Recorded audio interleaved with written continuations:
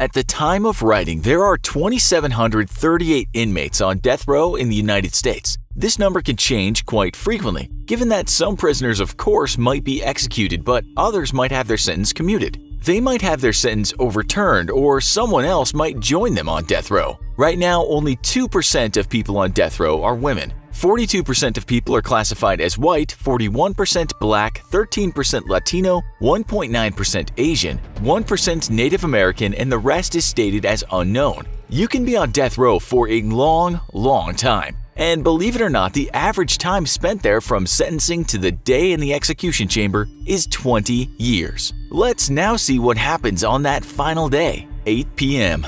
The inmate is taken from death row to another cell. This involves a drive from the prison to what one former official in a documentary called the death house. That official said prior to leaving death row and getting in the van to come to the death house, the inmate will be searched really well. He said this wasn't only because a weapon might harm a guard, but mainly because they don't want the prisoner committing suicide. Another guard interviewed said he once took a route to the death house where they couldn't be ambushed. Tensions are high during these events. He also said the atmosphere in the van was solemn. We all knew where we were going and why. Nobody said a whole lot. Once the prisoner goes into the death house, he won't ever see the light of day again, unless some kind of appeal works for him. 9 p.m. After booking in, he can sleep until he's awakened, if indeed he can sleep. We managed to find the diary of one prisoner who described his move to his new cell. They stripped me out with a female officer present, he wrote. Now, personally, I'm not the shy type, but having a female officer on death watch is just one more humiliation. We're told that during this time, the prisoner is on something called death watch.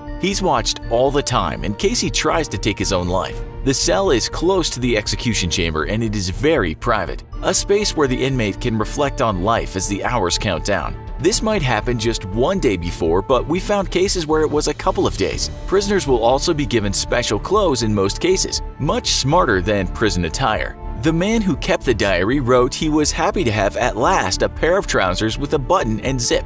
We don't know how well he slept, but in his diary he comments about watching the guards sleep. This is what he wrote. Good for them. I'm sure this has to be stressful for them. So a moment's relaxation is well earned. I also enjoy the irony. Who exactly is watching whom? One other thing he says is that the death house is much cleaner than his death row cell. He remarks that there's not a bug in sight, whereas in his last cell it was like going on safari. 4:30 a.m.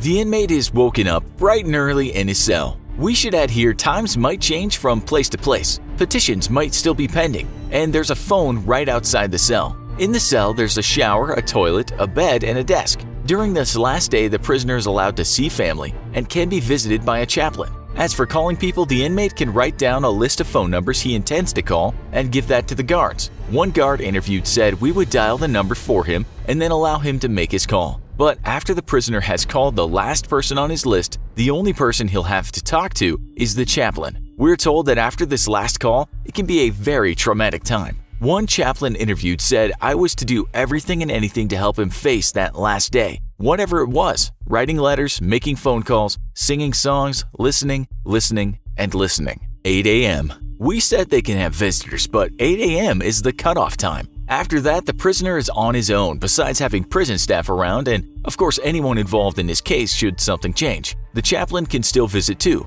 At around this time, in the actual death chamber, it's very likely that the equipment will be tested. This might mean checking that the straps on the gurney work or even checking the phone to the governor's office is working. Yep, imagine it wasn't and there was a last-minute reprieve. If the form of execution is the chair, then its electrical components have to be tested. In one case we found, the actual governor was the person who they strapped in to test if he could get out or move out of the straps. I didn't want my staff to get kicked in the face, he remarked. 10:30 a.m. Now it's lunchtime. Yes, this is an early lunch, but let's not forget the inmate has been up a long time already. Lunch is not special, it's not the last meal. From what we can see, it's the same old prison food. The only difference is that the prisoner gets to eat it in a private setting. The inmate we talked about before said what he got for lunch was orange juice and what he called a prison-issue donut. For quite a few hours now, the prisoner has a lot of time to think and, as you know, they have a desk and can write any number of letters, goodbyes, or just reflect on life. 3 p.m.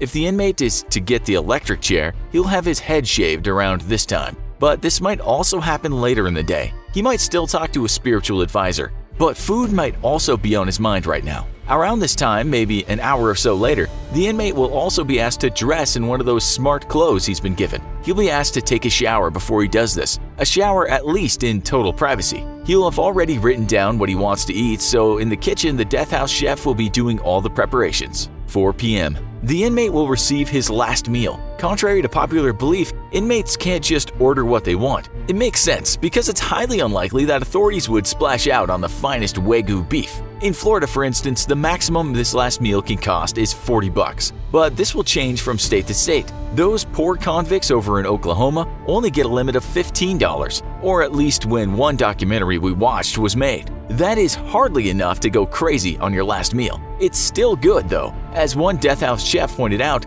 this meal is the only choice of food they might have had in 2 decades. In some states though, prisoners no longer get a bespoke last meal and only get the usual prison food. To give you an idea of what inmates might choose, we will list some last meals. Serial killer John Wayne Gacy had 12 fried shrimp, an entire bucket of KFC, some French fries, and a whole load of strawberries. The man behind the Oklahoma bombing, Timothy McVeigh, just opted for 2 pints of mint chocolate chip ice cream. A killer from Florida called Angel Nieves Diaz chose absolutely nothing. The terrible Ted Bundy did pretty much the opposite, ordering a steak cooked medium rare, eggs on the side, over easy, some hash browns, slices of toast, and some milk and juice. The infamous female serial killer Eileen Wuornos was good with just a cup of coffee, while a murderer called Stephen Woods must have been famished. We should add that many thought he was innocent and his last words were, "You're not about to witness an execution, you're about to witness a murder." Before that, he asked to eat, according to the website Ranker, 2 pounds of bacon, a large 4-meat pizza, 4 fried chicken breasts, 2 drinks each of Mountain Dew, Pepsi, root beer, and sweet tea, 2 pints of ice cream, 5 chicken fried steaks, 2 hamburgers with bacon, fries, and a dozen garlic breadsticks with marinara on the side. That state must have had a big budget. 5 p.m. The witnesses will likely arrive at the prison. This might be family of the victims, journalists, family of the condemned, friends of the condemned, or whoever the condemned has asked to be witnesses. They will be told to try and stay quiet when they reach the witness room. Before that, they'll wait somewhere else. In most states, civilians who didn't know anyone involved will be asked to witness the execution. 6 to 8 p.m. The time of execution can vary from state to state, but it's just about always in the early evening. At this point, the prisoner will be taken to the execution room. The witnesses will soon be in the witness room. Prisoners, for the most part, will just walk right there and not give the guards any problems. In some states, this will be a 5-man team, just in case there is a struggle. But that doesn't happen often. One warden interviewed who had done 89 executions said he'd only had one prisoner that was hard to deal with. The walk to the chamber in most places is only about 10 feet, just over 3 meters.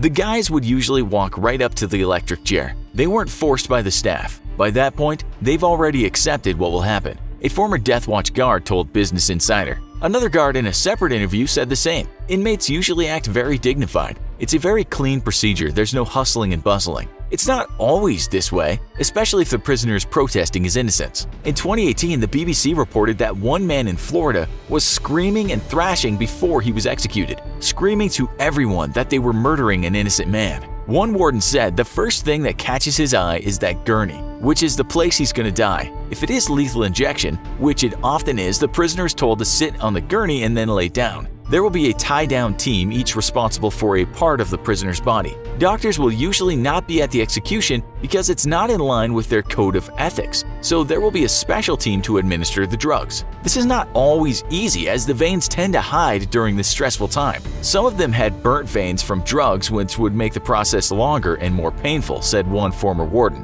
When the catheters are in place, the inmate will be secured again. There's about 15 minutes before the execution. Believe it or not, some inmates have got a stay, which means a call to stop the execution during these last minutes. If that doesn't happen, the witnesses are brought into the main room and the curtains are undrawn. Some inmates might make a final statement. It depends on the state, but some prisoners might be given a few minutes, and others just allowed to make a brief statement. Kentucky gives 2 minutes, but in Pennsylvania you can't talk at all, and the statement can only be written. Here are some fairly recent examples of last words. I'm ready to roll, time to get this party started. My last words will be, "Hoka hey, it's a good day to die. Somebody needs to kill my trial attorney. I think that governor's phone is broke, he hasn't called yet. These are, of course, unusual ones, and most people will just say their goodbyes to loved ones or give an apology for what they did. At this point, the chaplain might lay a hand on the prisoner, sometimes where there's a pulse. The warden will give the signal to the executioner, and then it's time. The end of the day, the end of a life. All we're going to ask you is, what do you think about this? Do you think this is what criminals deserve? Tell us in the comments. Also, be sure to check out our other video, "Man's so violent, even other prisoners fear him." Thanks for watching, and as always, please don't forget to like, share, and subscribe. See you next time.